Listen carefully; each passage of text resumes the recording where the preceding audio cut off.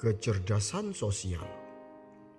Seorang sahabat menaruh kasih setiap waktu dan menjadi seorang saudara dalam kesukaran. Amsal 17 ayat 17. Di dalam kehidupan nyata banyak terjadi paradok. Yang saya maksud paradok adalah apa yang diyakini seseorang berbeda dengan apa yang dirasakan orang lain.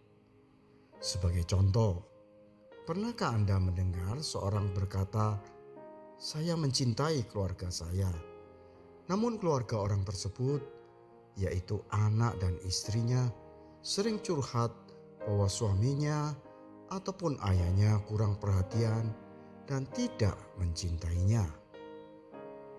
Atau juga seorang pemimpin perusahaan yang merasa bahwa ia adalah pemimpin yang baik dan perhatian pada stafnya.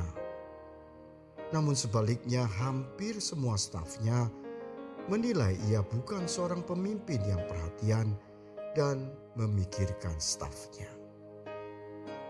Perbedaan yang paradok antara yang diyakini dan dirasakan orang lain ini dikarenakan kurangnya kecerdasan sosial seseorang, yaitu kurangnya seseorang memahami dan merasakan perasaan orang lain yang ada di sekitarnya yang berinteraksi dengannya. Menurut Saint Foleno, kecerdasan sosial adalah kemampuan seseorang untuk memahami lingkungannya secara optimal dan bereaksi dengan tepat untuk sukses secara sosial. Yang menjadi pertanyaan sekarang, seberapa penting kecerdasan sosial ini? Kecerdasan sosial mungkin tidak terlalu penting bagi seorang yang pekerjaannya tak banyak berinteraksi dengan orang lain, tetapi sangat penting dipunyai oleh seorang yang dalam profesinya berinteraksi dengan banyak orang. Yang menjadi masalah sekarang adalah karena seringkali seorang tidak merasa bahwa ia adalah seorang yang buruk kecerdasan sosialnya, maka ia merasa baik-baik saja. Padahal sikapnya telah menyakiti banyak orang. Dan karena tidak disadari dan merasa baik-baik saja, maka hal ini, yaitu kurangnya kecerdasan sosial, bisa saja terjadi pada siapa saja, termasuk diri kita sendiri.